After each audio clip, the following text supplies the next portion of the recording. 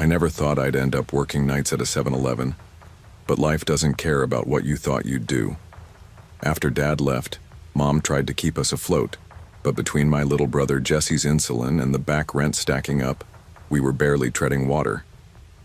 I was 17 when I traded homework for graveyard shifts, midnight to 6 nights a week, standing under buzzing fluorescent lights while drunks and truckers bought lottery tickets they couldn't afford.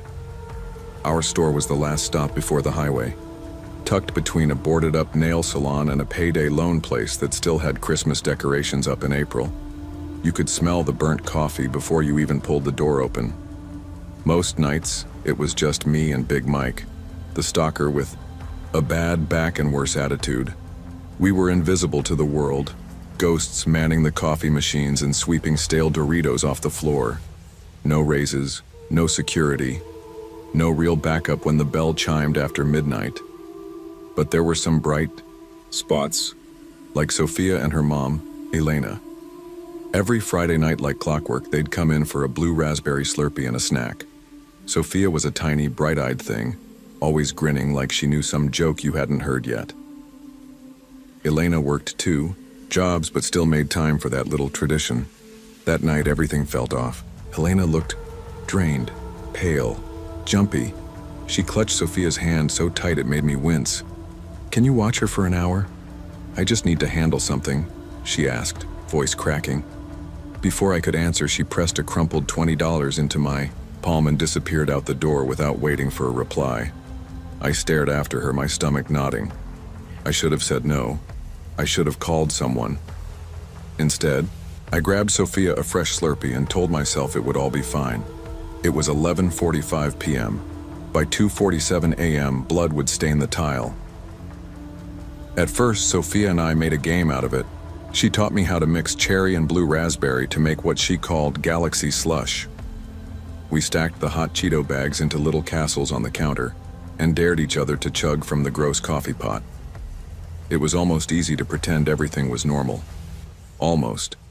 But as the clock dragged past midnight, the cracks started to show. Elena's phone went straight to voicemail. The camera screens behind the counter glitched, flickering like an old VHS tape. Sophia's giggles got quieter, her eyes darting toward the door every time the bell chimed. 1:15 a.m., the store was dead. No customers, no cars outside. Just the low hum of freezers and the click of the clock. Sophia curled up on one of the low benches near the window, clutching her half-melted Slurpee like a teddy bear. I sat behind the counter pretending to study the scratch-off tickets, heart sinking. Where the hell was Elena? Around 1:30, Big Mike lumbered out from the stockroom, yawning. He caught my eye, frowned, and nodded toward the cameras. They were still glitching, except for camera 6 pointing at the dumpster. It was completely blacked out. "You see that?" he muttered. I nodded. Neither of us said the obvious. Camera 6 was brand new. Corporate just installed it 2 weeks ago after a series of incidents nearby. It shouldn't be glitching. I walked the aisles, pretending to restock, pretending not to be scared. Outside, the streetlights buzzed and flickered. Then at exactly 2:47 a.m., the door chimed, and the real horror started. The guy who walked in wasn't right. Tall, wiry, wearing a 7-Eleven manager's shirt, but not one of ours. No name, tag, no familiar face. Just dead eyes and a box cutter gripped too tight in his hand. "Where's the safe?" he rasped, voice raw like he hadn't spoken in days. The blade in his hand glinted under the flickering fluorescence. Sophia dropped her Slurpee. The plastic cup hit the tile and burst, a cold splash of neon blue puddling at her feet.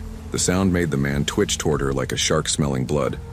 I jumped over the counter without thinking, putting myself between him and her. My hands went up automatically. "Hey man, there's no safe. Just the till. You can take it. It's not worth anything." My voice cracked like I was back in middle school. The man didn't listen. He took a step forward, the box cutter flashing.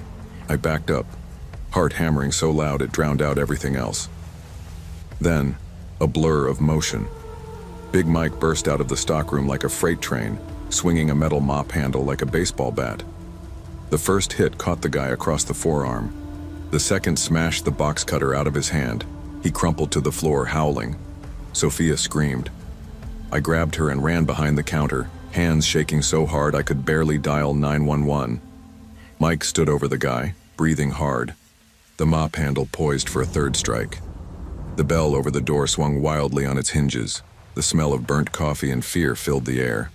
The cops came fast, sirens splitting the night apart.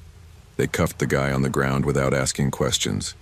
Turns out he wasn't a manager, not even close.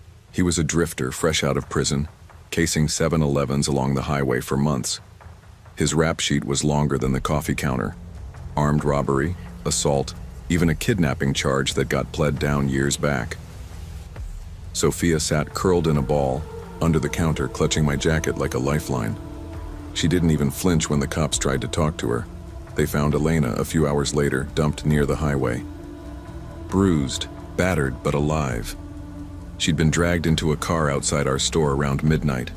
That's why the cameras glitched. Somebody had cut the feed. Somebody who knew where to strike. Corporate showed up around dawn, suits with fake smiles and clipboards. They didn't ask about Big Mike saving our lives. They just asked about the incident report and whether the store would be cleaned up before morning rush. Big Mike? They fired him 2 days later. Violation of company safety protocols, they said. No severance, no thank you, nothing. Sophia's Slurpee cup, the one she dropped, ended up being key evidence. The guy's fingerprints matched 3 other robberies, where the cameras had conveniently glitched too. The bloodstain near the register wouldn't come out no matter how much bleach we used. Corporate just dragged a rack of pre-wrapped sandwiches over it and called it good enough. Welcome to 7-Eleven. I don't work there anymore. After that night, I found a gig at a gas station across town, one with bulletproof glass between me and the customers and a manager who carries. But some things stick. I still jump whenever the doorbell chimes after dark. Still catch myself checking every customer's hands before I even look at their face. Still dream about the mop handle swinging through the air like a sword. Big Mike moved on too. I heard he's doing warehouse work now, night shifts, where the only thing he has to worry about are rats and broken pallets. Sophia? She still comes by sometimes. She won't touch anything blue anymore. Won't even look at the Slurpee machine. The 7-Eleven got new management, new cameras, new floor tiles.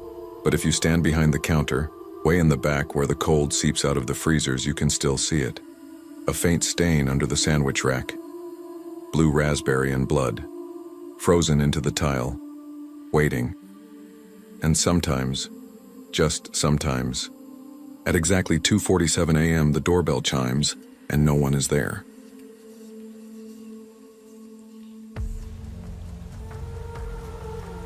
You don't plan to end up working nights at a 7-Eleven, it just happens.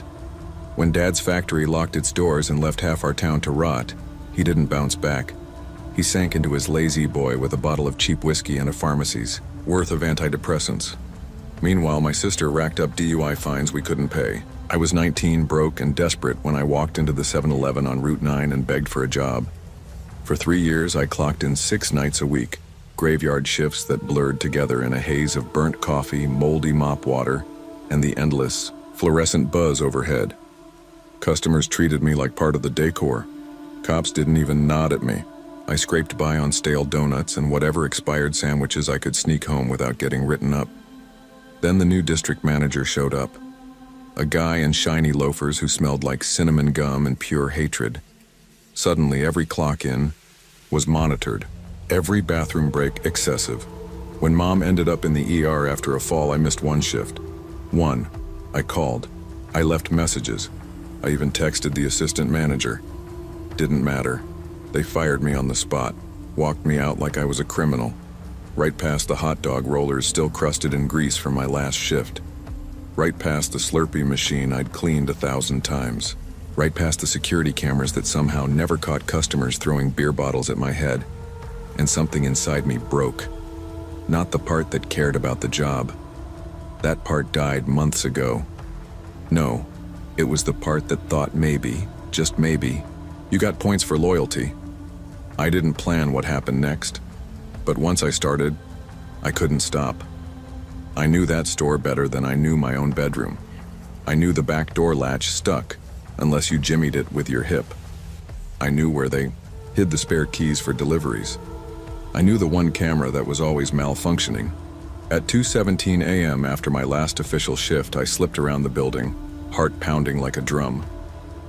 The delivery door gave way with a grunt and a scrape. I slipped inside.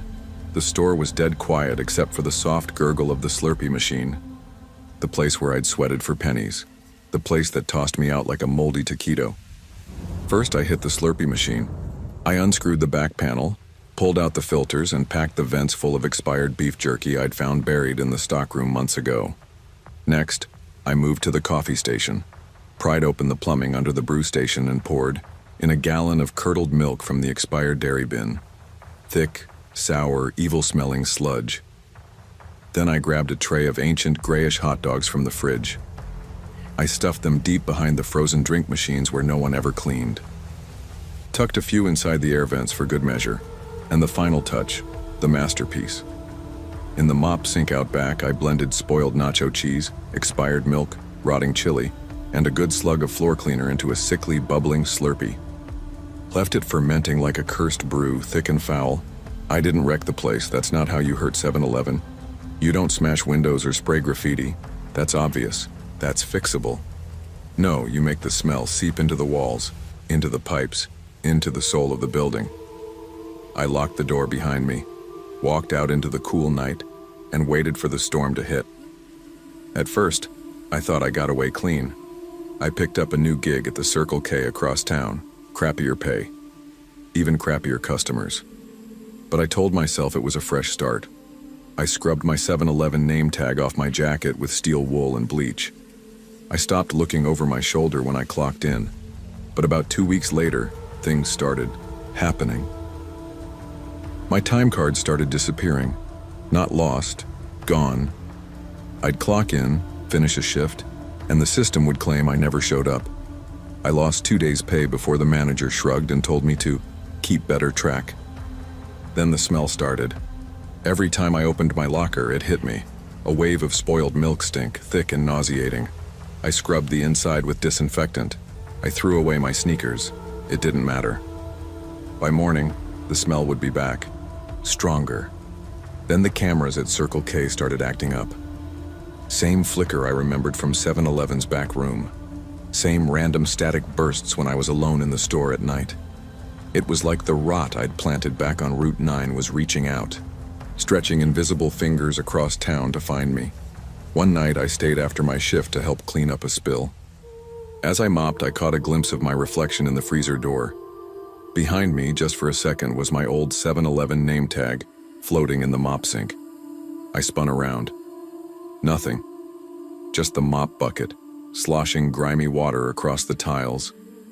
But the smell hit me so hard I gagged. Sour milk, burnt hot dogs. Something else. Something deeper. Like the earth itself was rotting under my feet. I thought about quitting. But where would I go? What other job would have me? And then the phone rang at 3:17 a.m. caller ID. 7-Eleven area manager. Against every instinct, I answered. "We found your little gift." The voice was calm, almost amused. "You should come see." I should have hung up. Should have thrown the phone across the parking lot. Instead, I got in my beater Civic and drove toward Route 9, heart rattling against my ribs. When I got there, the store wasn't open. Wasn't even closed. It was condemned. Boards slapped across the doors, hazard tape flapping in the breeze. City notice stapled crooked to the wall.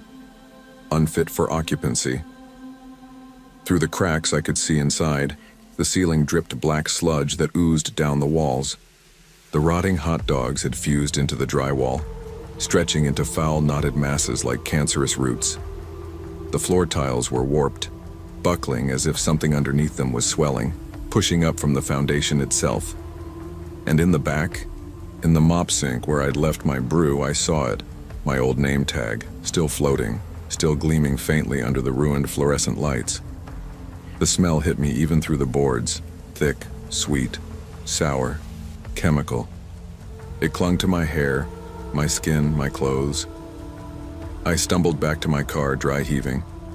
The area manager's words echoed in my head. The stockroom breathes now. I didn't understand what he meant. Not fully. Not yet. I tried everything. I burned my Circle K uniform, bought new shoes, changed deodorant, showered twice a day, scrubbed till my skin peeled. Nothing worked. Everywhere I went, the sickly sweet stench followed. Customers at Circle K wrinkled their noses. Coworkers started requesting not to work my shifts. My sister said it was in my head. Mom didn't say anything, just wrinkled her nose and turned up the air freshener. But late at night, when the store was dead and the freezers hummed like a funeral dirge, I could hear it. A wet, bubbling sound, like something breathing through. Milk and cheese and meat. The city tore down the old 7-Eleven last month, bulldozed it flat, hauled off the wreckage and covered trucks. But when they ripped up the concrete slab underneath, the construction crews gagged. The ground was black, soaked deep with spoiled dairy and rotting meat. They said the smell was so bad they had to wear respirators. Said no amount of bleach touched it. Said the stink had seeped into the soil. I still drive by sometimes just to see, just to remember. And every time, without fail, the second I pass that empty lot, my car fills with the smell of spoiled milk. Sometimes I think about that mop sink. The bubbling Slurpee of doom. My old name tag's still floating. Maybe it's still out there. Maybe it's growing. Maybe I didn't just wreck a store. Maybe I created something. Something that doesn't forget.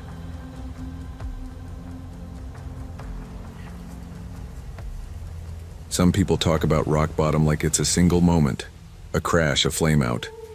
For me, it was a slow grind, a flat tire I couldn't afford to fix, a missed rent check, a phone call from the electric company that I let go to voicemail because I already knew what they were going to say. That Friday night, September 15th, 2023, I was just trying to make it to girls' night without crying in my car. I was wearing jeans that didn't fit right anymore, and a hoodie that smelled faintly of mildew because the dryer at my apartment complex had been broken for weeks. The rain was coming down in sheets by the time I pulled into the 7-Eleven on Maple Street. Brookside wasn't exactly the kind of neighborhood you went strolling through after dark, but when it was your only option, you got used to clutching your keys between your fingers and walking fast. My car's check engine light had been blinking for days. Rent was overdue again. My best friend Emily had been dodging my texts all week, and deep down I knew why. Nobody wanted to deal with someone who always had a new disaster. Still, all I was thinking about when I shoved through the 7-Eleven doors was getting chips and soda and pretending, for one night, that everything was fine. I barely noticed the woman at first, just a blur of motion. A figure in a dripping hoodie crashing into my shoulder on her way out the door. Her eyes, wide and wild, met mine for half a second before she disappeared into the rain. I hesitated. Was something wrong? But exhaustion wrapped itself around me like a heavy blanket. Probably just some junkie, I told myself. Brookside was full of them. I grabbed a plastic basket and forced my feet toward the snack aisle, pretending not to notice how the fluorescent lights buzzed overhead, flickering like they were about to die. I should have left then. I should have listened to that crawling feeling at the back of my neck, but I didn't. And that's when everything went sideways. The 7-Eleven smelled like it always did, a weird mix of burnt coffee, mop water, and something sweeter, like melted plastic, the kind of smell that sticks in your clothes no matter how long you shower. I made it halfway to the chips when I felt it, something cold, wet, sliding down my shoulder. At first I thought it was just the AC dripping again. The ceiling had those big yellow water stains, and everyone in town knew maintenance didn't come around anymore unless the roof caved in. But when I brushed at my hoodie, my fingers came away sticky, and it stank. I froze, bile rising in my throat. Slowly I looked up. There, perched on top of the snack shelves like some nightmare animal, was a man.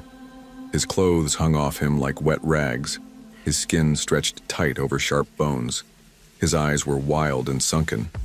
In his hand he clutched a rusted syringe, and the ooze from it was what had dripped onto me. He smiled, a smile that didn't reach his eyes, a smile that promised nothing good. "You're next," he hissed. Before I could even move, he dropped from the shelves. The motion was so fast, so wrong that my brain lagged behind my body. I stumbled backward, crashing into a rack of cheap sunglasses. The man darted toward the back of the store, toward the freezers. I gasped, heart jackhammering, and sprinted toward the front counter where Raj, the cashier, was already on the phone, shouting into the receiver. His eyes were huge behind his thick glasses, and then, like a linebacker out of nowhere, the security guard, Tony, tackled the guy by the slushy machine. The man screamed and twisted, his rusted syringe skittering across the grimy floor tiles. Tony pinned him hard. Blood from somewhere, his or the guy's I didn't know, splattered onto the floor near the nacho station. The whole store seemed to tilt sideways. Raj kept yelling into the phone. I stood there, frozen, trying not to puke. And as the man struggled, under Tony's grip, he twisted his neck around to glare at me. "You'll see me again," he spat. His voice was like sandpaper scraping bone. I wanted to think it was over. That they'd cuff him, shove him into the back of a squad car, and my night would go back to being the normal kind of awful. But when I wiped at the sticky mess on my hoodie, my hand shook so bad I nearly dropped the napkins Raj shoved at me. Couldn't stay. Not for the cops. Not to give a statement. Not even to yell at someone about what the hell just happened. I tossed the basket of chips and soda on the counter and bolted out into the storm. The rain hit me like a wall, cold and heavy, but it didn't wash the feeling off. The sticky stink clung to me, soaked into my skin. I fumbled with my keys, fingers slipping. It felt like an eternity before I got the door unlocked and threw myself into the driver's seat. When I twisted the ignition, the car made a sick, grinding noise. Once, twice, nothing. "Come on," I muttered, slamming my palm against the steering wheel. Finally, the engine wheezed to life. I peeled out of the lot like something was chasing me. I didn't realize until I was halfway home that I was crying. Silent tears sliding down my face, hot and shameful. At home, I didn't even bother turning on the lights. I kicked off my soaked sneakers, stripped off the ruined hoodie, and stumbled into the bathroom. I scrubbed my skin raw under scalding water, but the smell didn't leave. When I closed my eyes, I saw his face.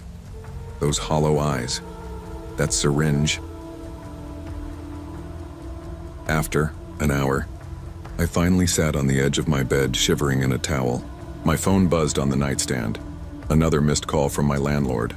I didn't answer. I couldn't. Because outside, beyond the rattling window blinds, I swore I saw a shape. Still, waiting. Sleep never came that night. Every creak of the building, every groan of the pipes made me flinch. By 4 a.m. I gave up, wrapped myself in a blanket and stared at the window, convinced that if I blinked too long, I'd see him there, the junkie, the syringe. I told myself it was just fear, just nerves. I was fine, I wasn't fine. The next day, everything went sideways. First, the car refused to start at all, completely dead. I had to walk to the gas station 2 miles away just to call a tow. Then Emily canceled girls' night, said she wasn't feeling up to it. I heard the fake in her voice. The distance. I didn't blame her. Who wanted to hang out? With a walking bad omen? Back at my apartment, I found a note taped to my door from the landlord. Last warning, rent due or eviction. I crumpled it in my fist, threw it across the room, and through it all, I couldn't shake the feeling of being watched every time I passed a window, every time I stepped outside. At the grocery store, I caught a glimpse of someone in a hoodie, loitering near the carts, staring. I left my groceries behind. At night, the shadows under the street lamps seemed thicker, closer. Once, I heard a tapping on my window, soft, fingernail light. When I yanked the blinds open, there was nothing there, just the wind, just the fear. I started sleeping with the lights on. Started double bolting the door even though the lock barely worked. Started carrying my keys between my fingers everywhere just in case. Because the man at the 7-Eleven hadn't just touched me with that syringe, he had left something behind. Mark a promise. Weeks passed. The police said they couldn't find him. Claimed he'd been arrested, released, disappeared. Typical Brookside justice. The world moved on. Emily stopped texting. My car got towed. Rent stacked up. Bills stacked up higher. But the fear stayed. Now, when I walk down the street, I keep my head low. Now, when I shop for groceries, I keep one eye on every exit. Now, when I hear footsteps behind me at night, I don't pretend it's nothing. I run. The stain from that night never left my hoodie, no matter how much bleach I poured on it. Eventually, I just threw it away, but I still smell it sometimes. Sour, metallic, rotting. Sometimes I think about moving, starting over somewhere else. But Brookside has a way of holding on to you, like sticky fingers you can't shake. Sometimes I wonder if he really said, "You'll see me again," or if it was a warning, or a curse. Every night before I fall asleep, I check the windows. Check the locks, double check, triple check, because I know better now. Fear isn't something you can wash off, it soaks into you, and once it's there, it never really leaves.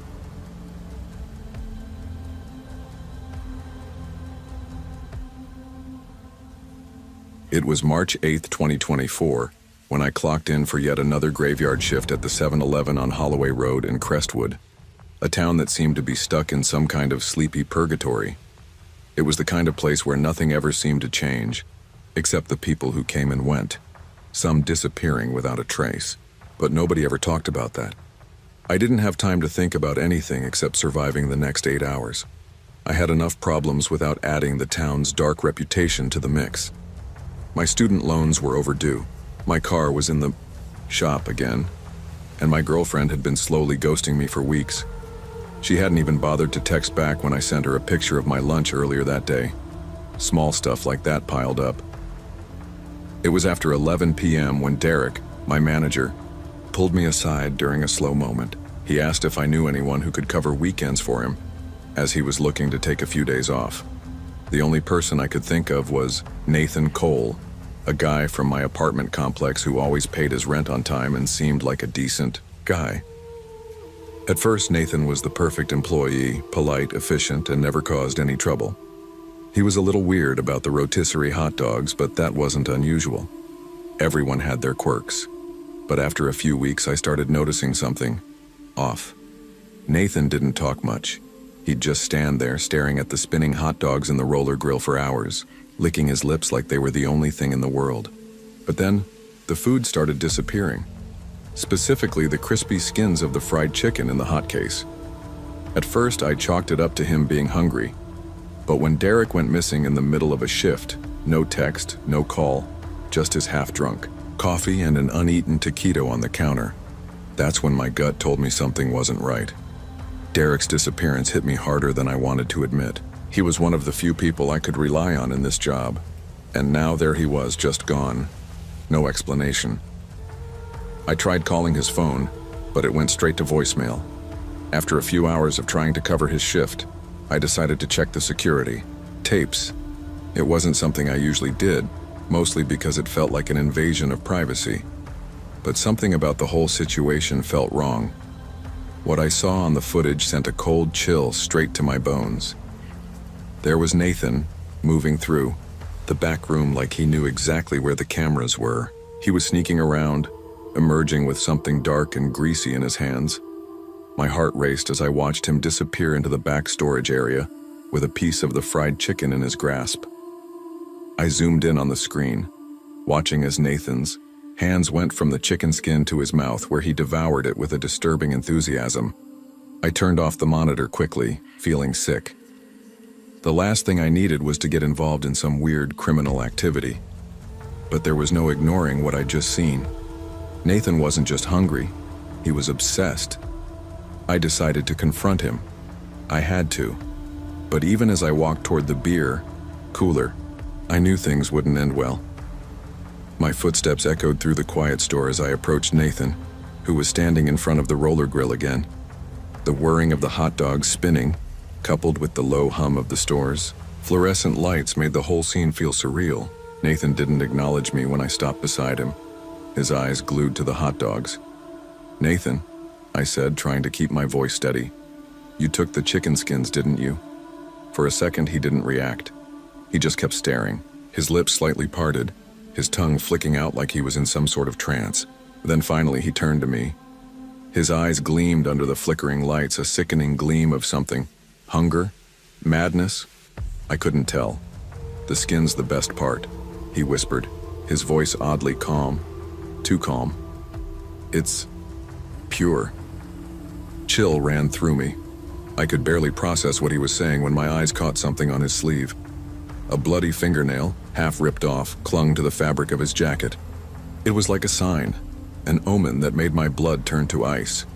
Before I could react, Nathan lunged at me, his hands reaching out like claws.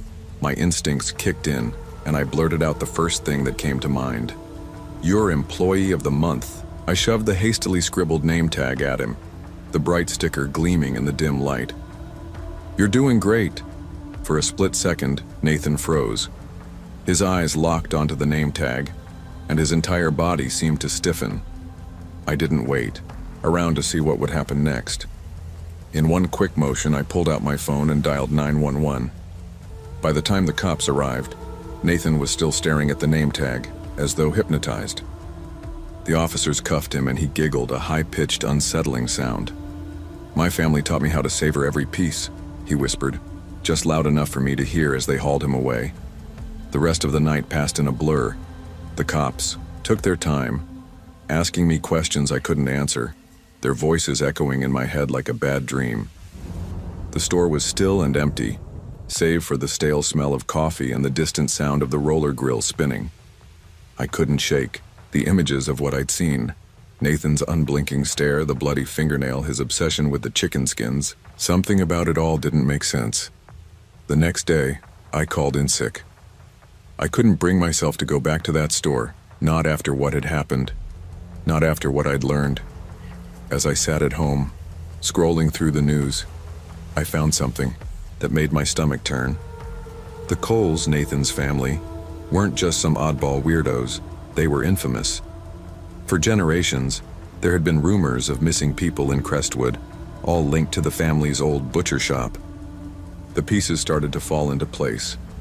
Nathan wasn't just a freak with a strange craving for chicken skin. His family had a history of darker appetites. I couldn't believe I'd worked alongside him for weeks without ever knowing. I didn't go back to the 7-Eleven. I couldn't.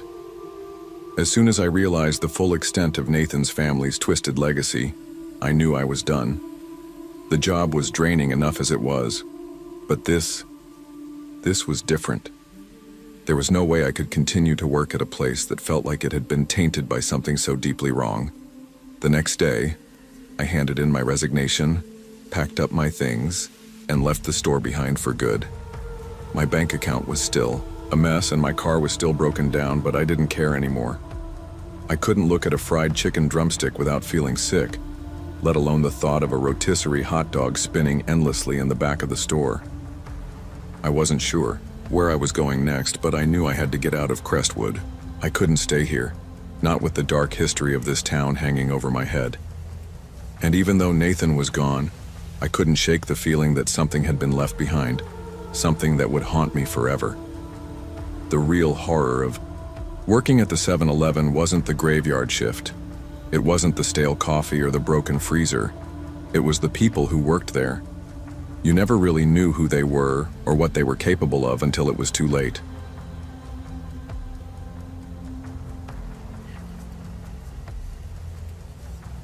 I never planned on working at the 7-Eleven on Ashford Lane, but life doesn't care about plans. It was October 12th, 2023, and the cold, drizzly air had already set in, as if the world could feel the weight of everything going wrong. My mom had lost her nursing job a few months ago after the hospital's budget cuts, and with my little sister's medical bills stacking up, there was no way around it. I needed to help. The bills didn't stop coming, and neither did the pressure. My dad had split years ago, leaving my mom to handle everything, and now it was my turn. I was 19, and college was a distant dream I couldn't afford to chase anymore.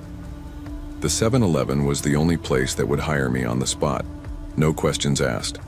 The job wasn't glamorous, and the neighborhood wasn't any better. The store was a magnet for drunks, tweakers, and the kind of people who made you lock your car doors when you drove past. But it paid. That's all I needed. At first, it wasn't so bad.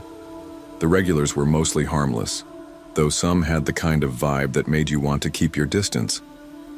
Then there was Rick, my manager, who couldn't care less about how many hours I worked as long as the shelves were stocked and the register didn't short.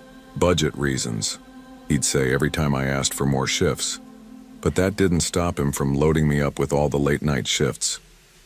What else was I going to do? I didn't have another choice. I remember the night Tank and Mandy walked in like it was yesterday. It was just after 11:30 p.m. and I was restocking the energy drinks when the bell over the door rang. The two of them strutted in like they owned the place. Mandy was always sneering like she knew something you didn't, while Tank was the kind of guy who looked like he could snap you in half without breaking a sweat. It was one of those slow, dead nights where time dragged by, and you could feel the loneliness in the air. I was shelving energy drinks when I saw them. The regulars, Tank and Mandy, wandering down the aisles like they owned the joint. Mandy cut in front of a college kid, Liam, who was just trying to grab a coffee. "Move, nerd," she said, shoving him aside without a second glance. Liam was a decent guy, a quiet type, just minding his business. He wasn't looking for trouble, but he wasn't about to let some stranger walk all over him. "There's a line," Liam said, his voice firm but controlled. But Tank didn't like being talked back to. He was like a bull in a china shop. No patience, no care for anyone around him. Without warning, he grabbed Liam by the collar and slammed his head into the Slurpee machine, sending a cascade of ice and syrup everywhere. The machine whirred, spraying neon blue liquid as Liam crumpled to the floor. I froze. For a split second, I couldn't even move. The sound of Liam's head cracking against the machine echoed in my ears, and my body just locked up. Mandy didn't even flinch. She just laughed and kicked Liam in the ribs as he groaned on the ground. I could see blood starting to trickle down his face from where he'd hit the machine. My hands shook as I grabbed the store phone. I didn't know what else to do. My finger hovered over the 911 button, but I could feel Tank's glare burning into me as he turned. "Snitch and you're next," he growled, eyes narrowed. I didn't think. I just dialed. The cops were already rolling up. Someone outside must have heard the commotion, but before they could get inside, Tank and Mandy bolted out the door. Not before Mandy hurled a big gulp at me, though, drenching me in blue raspberry. Don't know how long I stood there after they ran, staring at the mess they left behind. It felt like the store had become a war zone. Ice and syrup pooled on the floor, Liam's blood staining the tiles, and my uniform was soaked in sticky blue crap. The hum of the fluorescent lights above was louder than ever, and the flickering didn't help. Rick didn't even show up. He didn't even call. He texted me instead. "Clean it up before morning." I wanted to throw the phone across the store. "No, are you okay?" "No, sorry this happened." Just clean it up and act like nothing happened. That's how it always was at 7-Eleven. You were disposable and nobody cared as long as the store made its sales. I wiped up the blood and ice and syrup, my mind 100 miles away. What was Liam going through right now? What would happen to Tank and Mandy? Liam was hauled off in an ambulance, concussed and bleeding. I tried to clean up the mess, but it didn't feel like it mattered anymore. My hands shook as I scrubbed the sticky spots on the floor. The night dragged on, every minute feeling like an eternity. I kept thinking about Tank's words, "Snitch, and you're next." I kept checking the door, looking for him to come back, wondering if it was just a matter of time before he showed up to finish what he'd started. The night dragged on, and I finished my shift in eerie silence. The store was nearly empty now. The regulars gone, the aisles still. The buzz of the freezer section seemed louder in the quiet, and the clock on the wall felt like a countdown to something I wasn't sure I was ready for. When the morning crew arrived, I handed them the keys, not even bothering to mention how screwed up everything was. The whole night felt like a dream, except it wasn't. It was my reality now. Back at home, my mom asked why I was so jumpy, why I kept glancing over my shoulder. I lied, of course. I told her it was nothing, just another rough night at work. My sister needed new meds, and that was all I could focus on. But the truth? I couldn't shake the feeling that Tank and Mandy would be back, that I was somehow stuck in this cycle I couldn't escape from. I didn't even want to go back to 7-Eleven, but I had no choice. The worst part? Tank and Mandy got out on bail the next morning. I saw them on the news laughing. No care in the world. It's been a few weeks since that night and things haven't gotten any better. I keep a switchblade in my back pocket now, just in case. I've become hyper-aware of every sound in the store, every movement by the door. The bell rings and my heart skips a beat. The 7-Eleven was supposed to be a paycheck, a way to survive, but it's starting to feel like a trap. Every night I walk in, I wonder if I'll be the next target.